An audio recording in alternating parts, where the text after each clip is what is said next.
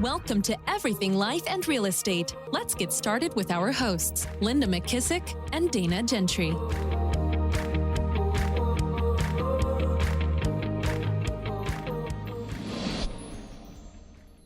Hi, everyone. Welcome to Everything Life and Real Estate. I'm Linda McKissick. And I'm Dana Gentry. Dana, you and I went to an event recently called the Rebel event. Had you gone the year before or no? No, this was my first time in Columbus, Yeah, Ohio. Yes. I did not get to go last year. Yeah, for those of you that don't know, it's a big event that gets put on, I think, in Columbus, maybe some other cities also, in Columbus, Ohio. And they had some great speakers. And main reason I went is because Dr. Benjamin Hardy was the keynote, and I love Dr. Benjamin Hardy. So he and I've gotten to be really good friends over the years since he interviewed me in 10X is Easier and 2X. And so I was super excited to go hear him. But we also had some other guests that were speakers and kind of room full of mostly realtors. I think they're open for all businesses, but I think 99% was realtors. What do you think? Yeah, it was a huge, I think they had over 700 this year. And it's put on by local lenders and vendors, just local vendors. Yeah. And I think a mortgage company, a big mortgage company there supports it. So let's start. We'll kind of just share some of our takeaways for those that didn't get to go, or maybe those that were at the event but got something different than we got. Gosh, I know. And I'm trying to look through because I took pictures. I had just so many. Well, they opened, let's see. Well, not open. There's a couple that spoke, but one of the first guys that went was Tyler Mount, and he's the CEO of Henry Street Creative. He was the guy who talked about social media, and he was pretty funny. he was hilarious. He had done a lot of marketing and social media help with Ryan Serhant, who most people in the real estate industry know now, but I got a lot of great stuff from him. And to be honest, I've actually been emailing back and forth. I have a Zoom with him this coming week because I'm asked him to do one strategy session Zoom. I just had several questions on some of the things that he talked about. But he talked a lot about just how realtors today, I'm trying to think of the main thing that he said. It was something about, hold on, I'm looking through my notes right now. But he talked a lot about tracking everything that we're doing between your CRM, your newsletters. He said that LinkedIn is back with a bang right now, the LinkedIn life hack. Yeah. He talked a lot about that, which kind of surprised me. The power of authenticity. But I think he was the one who said no, it was Jared James. Never mind. Okay, I'll get to that in a minute.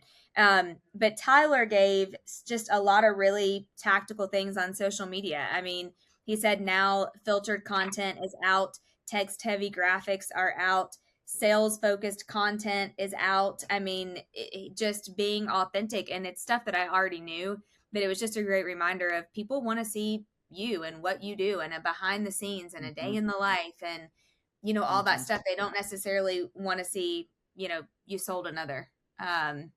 He just was great. I mean, he gave a lot of tactical stuff. Yeah, I think, one of the things that we had, of course, Lauren Lucas is fabulous at AI, but something I always think about, what are the people in the audience thinking and how are they feeling, especially because I remember every change that we've had in real estate, some people will get absolutely overwhelmed and just freeze. And the truth is you can just calm down because you have plenty of time, but you don't have forever.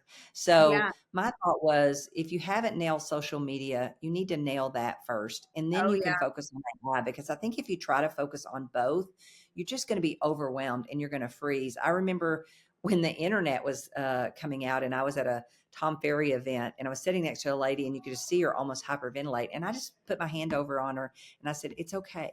We're still a face-to-face business. People do business with people who are sitting in front of them. And I said, all you got to do is be the person sitting in front of them. And I remember her just kind of freaking out. And I think every time we get a new big change, that happens. And I think we just need to not focus on the whole thing. It's like an elephant's one bite at a time. Doesn't matter where you start. But I think people can get overwhelmed. And I just said, if I were starting over again today, because when I think about how I built my career, even though really the strategies are the same, it's about marketing and branding and people seeing you. the tools you have now is totally different, right? But Yeah. I think about the things that I did that was so different than everyone else was silly ads like being on top of a house and say, list your house with us and we'll get right on it. As quirky as that sounded, it got people's attention. It was so different than what everybody else was doing. I And then I love think that. also just saying, how do I serve these people? What do they need? Or how do I just focus on what they need? And how do I focus Mhm. on other people in my community? I think takes the pressure off. Cause I remember when I first started doing video, press would try to put me these teleprompter things up and I just couldn't do it. I mean, I sounded horrible. I think I even had people comment, this is awful, or something. What are you doing?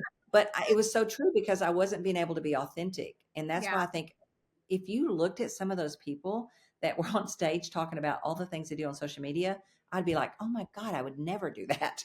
I know But the truth is it's not me, but it's them. And it them. works for the people who want to do business with them. So I think we need to stop trying to be uh, someone we're not and just be who we are and then Hmm. come from the heart and figure out how do you serve the community that you're trying to serve. Yeah, I totally agree with that. Yeah, I mean, he said, um, the power of authenticity is so strong because you were born to be original, so don't die a copy. And I loved when he said that because I was like, that's good. It's so true, but it is. I mean, you have to be the way you have to figure out the way that you can be, and then go be that way. But I agree with you, Linda. Like, nail the social media before you go all in on the AI stuff if you're trying, because I'm seeing a lot of agents who are getting passed up in market share because they're not all in on social media right now. Yeah. They're ignoring it, and I don't know why, but they are.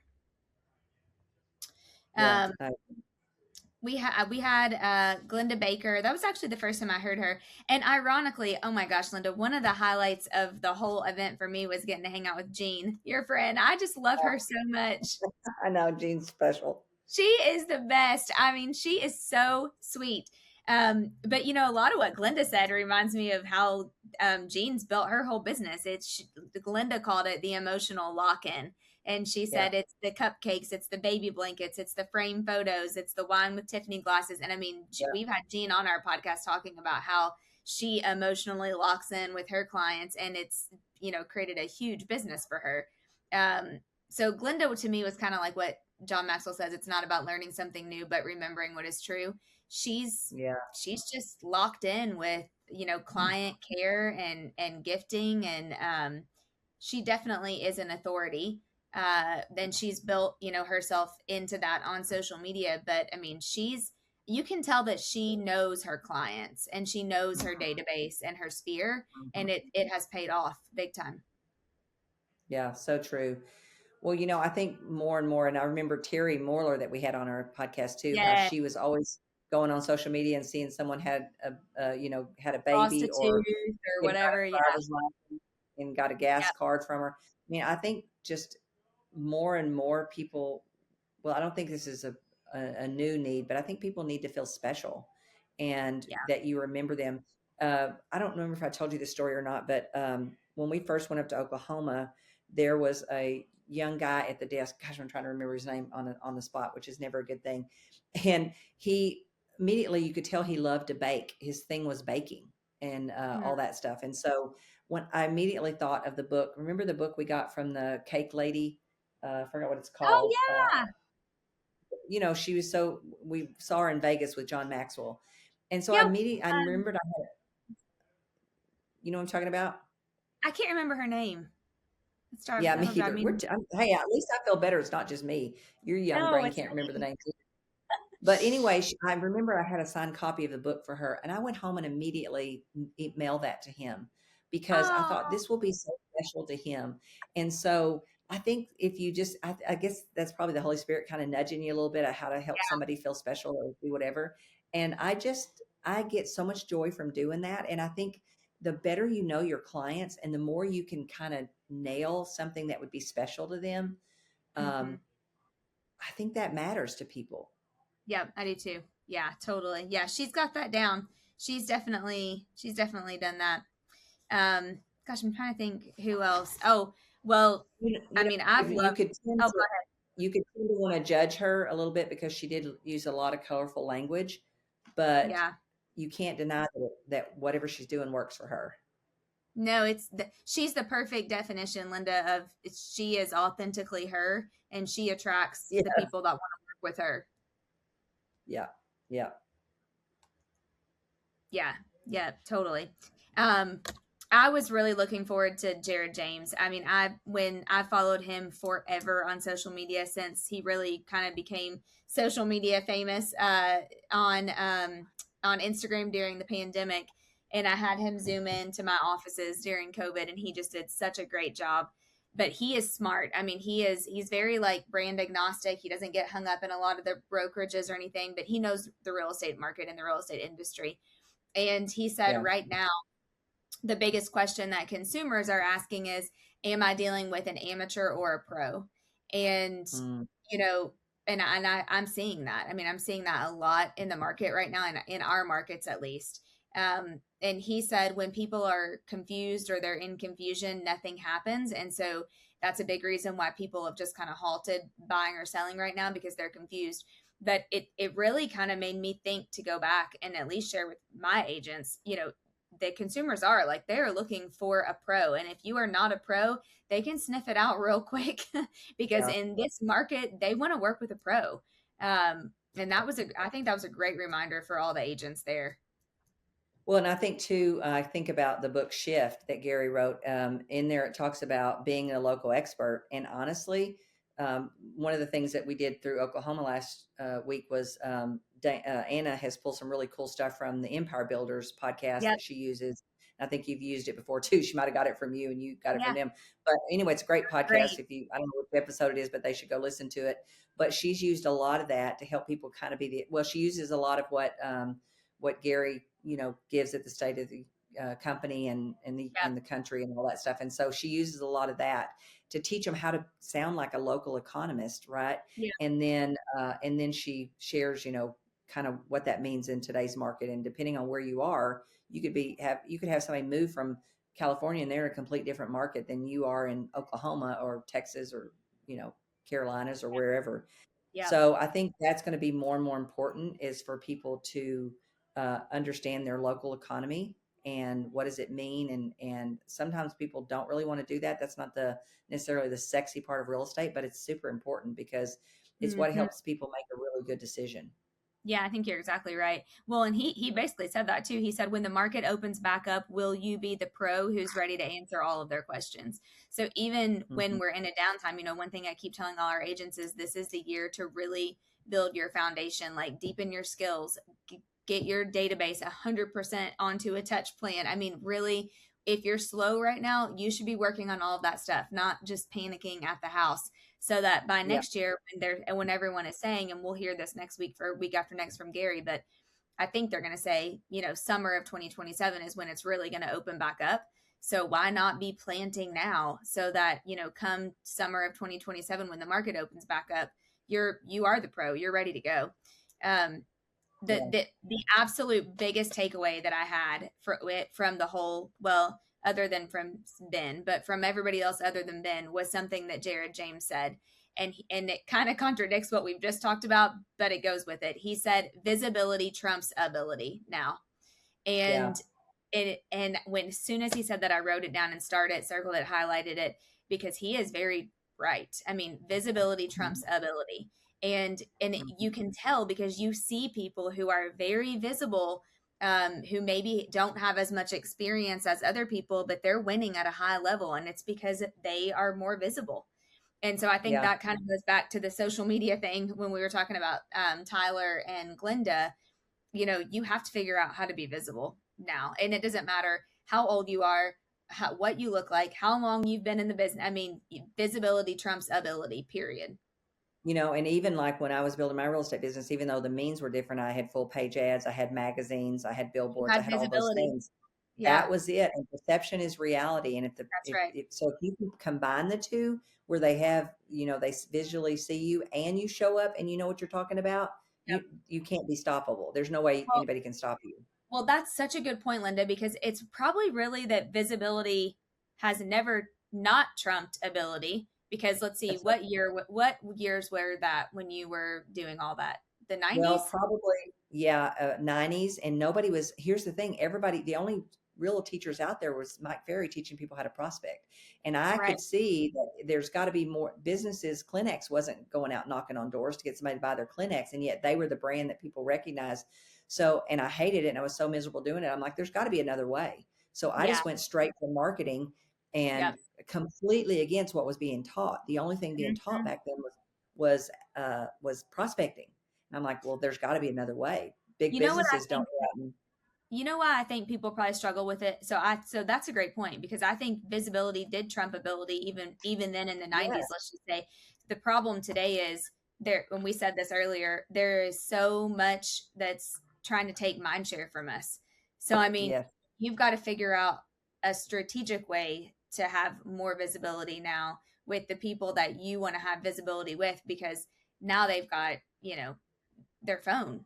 right. Really, I mean, more than ever before. Well, and to be honest with you, the other thing that happened, and this happens over time. So you got to make hay while the sun shines because everything changes. If you don't, I always, somebody says, well, what do you wish you'd done differently? More of it and faster. Yes. Everything. There's not a Yes. single thing in my life I wouldn't say that about. Yep. And a lot of it is because the barrier to get people to do what I was doing was money because it was Mm, expensive as heck to get a yep. billboard, a newspaper ad, magazines. That was expensive. Now the barrier is way lower to be visible. Yep. You just got to Yep. get a camera and get it in front of you.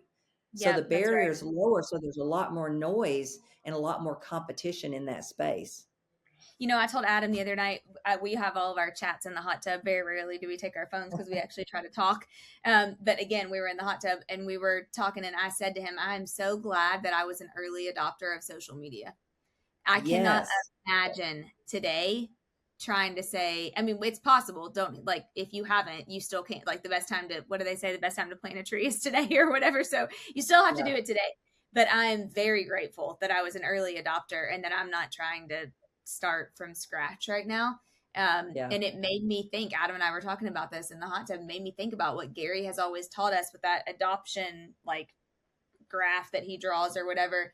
Majority of Americans are laggards. Like, they want to wait until Yeah. everybody else is on it, until they see it, that it's not going to go away, or, that all this other stuff, instead of getting, wanting to get on it at the very beginning, or even like pre-adoption stage, which I can't remember what that one's called, but I'm not as much that one as kind of the second one. I like to see, Yeah. like, Me it's too. a little bit proven, because I don't want to waste my time. But then once it is, I'll be like, okay, I'm ready to go. But I'm so glad that I was an early adopter, and I kind of learned that from Gary, because I just see people struggling with it. Yeah. Well, and I think, now they sit on the sideline and think, well, it's too late, but still, it's never too late. No, It it's never never is. too late. And the other thing is a lot of people struggle with consistency. So there'll be people that you see now, this has always happened in real estate, that they flame up to the top and then they fizzle right back down to the bottom because they can't sustain it long term. Right. And Yeah, so much of what you do is, are you willing to go the long game in it? Can you stay in and keep in the game longer than anybody else? that's right. Yeah, that's exactly right. Yeah, I love Jared James. If you're a realtor and you're listening and you are not already following him, you should be. He gives very real, unbiased information, and he's very knowledgeable. I mean, he's great. I also loved one other thing he said. In 2026, it's not about being the most followed, it's about being the most findable. So, like, Mm. people have to be able to, find you on AI, and make sure you're on Google, and that Gemini is recommending you and all that stuff, because he said it's not about being the most followed, it's about being the most findable, because AI, so many people are going to AI. It was interesting because he asked that question in the audience. If you are going to, ask for a recommendation or whatever, like, raise your hand if you would go to ChatGPT before you would go to Google. I mean, there was only like probably 10 hand raised out of 700 that would still go to Google. I mean, everybody's going to AI for that stuff. Oh yeah. Google is so annoying and slow now. We Oh, don't want to wait. I know. Terrible. I know. It's wild. I mean, it really is. Yeah, it's wild. He also said one last thing I got from him. He said, the new culture hack is find stuff to talk about and talk about it that culture is talking about. So, like, not being, I don't know. I don't think people should get real. Like, I swear the last couple of weeks have about driven me nuts, because I'm like, I feel like everybody is so divisive on the internet Yeah. on Oh my gosh, it's just made me so sad. I'm like, people can't talk about anything without it being divisive. But he said, find things that are culturally, okay to talk about, and then talk about those things, like the top 10 restaurants in your city, or the, best places to shop, or best places to go get a facial, or whatever you're into. But that's the stuff that people want to know. Well, and think about it. What are the questions we get asked about? People want to know what we're doing, what we're buying, what we're, Yep. new Where we're gadgets going. we're into, what all those things, or where we're going, what we're doing. And so if we're that way, and we're that way too, you and I are. Oh, Uh, totally. so if we're like that, then so is the rest of the world. Yeah. Yep. Yeah. It was great. Gosh, I All right. guess really next was Ben. Yeah, let's just cover Ben real quick as we're wrapping up. Yeah. I always love Ben, and I always think the greatest leaders simplify something that feels complicated. Yep. I mean, if you think about it, I know Ben is a simplifier. I know Gary Keller is a simplifier. Dan Sullivan is a simplifier. Really, John Maxwell's a simplifier. Yep. What they do is magic because they take something that has been right in front of our face forever, but we weren't able to see it until they named it. You know what I mean? Ben is so great at that. I mean, Yeah. he's so great. Yeah, I mean, it was funny because a lot of people sitting around me were like, he's so smart. He's so smart, You have to hear him more than once. I was telling him on he's got a old audio out. It's called something about Slipstream or something like that, which is some name that probably if you're in Jedi stuff, and I don't even know, but I don't know. but it's about time. And I remember walking outside in the summer, listening to it over and over and over again but here's the thing I've also noticed. What Ben is teaching us isn't new stuff. Jordan Peterson, who's the big guy that everybody goes to see that's huge that we had him at family reunion? Sorry. Tony Robbins. Yes, him, all of them have been saying just in different ways. And so I always love the fact that this is stuff that's been around forever and ever, but it's the way someone presents it to you when you're ready to hear the message. It's so true. Yeah, it's so true. He did a great job. I mean, I loved when he talked about, I had just a goal properly set is halfway reached, like really setting the right goal and knowing, the why behind it matters. And he gave a book, Measure What Matters, the simple idea that drives 10x growth. And it must have been an older one because I'd never heard of it, but I actually ordered it. I haven't gotten it yet. But Measure What Matters, he said, by John Doerr, Doerr. I'm not sure how to pronounce that. But then, oh man, what I loved, I think it was a Steve Jobs quote maybe that he shared, but he broke down and he said, people think 1,000 things. Yes. He said, people think focus means saying yes to the thing you've got to focus on, but that's not what it means at all. It means saying no to the 100 other good ideas that there are. Innovation is saying no to 1,000 things. Gosh, and that's so hard to do. And then the second one after that, he said, a novice is easily spotted because he tries to do too much. Ugh, that one hurt. That hurt bad. I know. I was like, oh, I'm getting better at that every year. Yes. Yeah. But it does. It hurts. And then the essence of strategy is choosing what not to do. And he recommended Competitive Strategy by Michael somebody. I didn't get the last name on that. And you know what's funny is as I've been trying to introduce this to people, and especially realtors, that the power of this and how I've used it in my own life. The one of the things I notice people get hung up with is, but if I set a big goal, what if I don't hit it? And I really hadn't thought about that very much. But the thing, it's kind of like when Dan Sullivan says he sets to live 156. It's the power of setting something so big and what it does from where you are to even trying to get there, not that you get there. And so many people struggle because they think, well, what if I don't hit it? And I always say, well, you'll still be farther than if you keep setting these small goals that nothing has to change. That's right. You still will make it. You'll accomplish more than you've ever accomplished. But there is some kind of struggle that people have, and maybe it's that failure thing that they're afraid of failure, that they won't start if they don't think they can actually hit it. So it's been really an eye opener for me to see that is something that stops people is what if I set too big a one and I don't hit it? Yeah, I think that's a huge thing. Did you see they released this week? It's not out yet. I think it comes out in April, but John Maxwell's new book, Return on Failure, the cover is out, and he's having people pre-order. I think it's going to be one of his biggest ones yet. And Failing Forward is my favorite of all times with his anyway. That's always been my favorite book by him, Failing Forward. Oh, really? Yeah. Then this one will probably be right up there. You'll probably love it then. It looks so good. But I'm glad that he's doing it because it's exactly what you just said. People, I do think that they don't set the big goals because they don't want to fail at it. Yeah. And I think we've got more and more generations coming up that way, that we somehow got to really get the message across that failing is the way you get there. And until you are willing to be okay with failing, you're probably not going to get the kind of success you could get. Yep, that's right. Yeah. The last thing that Ben had that I wrote down was we are kept from our goal not by obstacles but by a clear path to a lesser goal. So I mean, that's exactly what we said. Just basically you're choosing to go after something small instead of go after the really, really big thing. Yeah, you're going after things that you already have the credentials to get rather than go after something that you have no idea how you're going to get it. That's right. Yeah. Awesome. Yeah. All right. So well, thank you. I will talk to you next week. Sounds good. See you then. Right, see you then.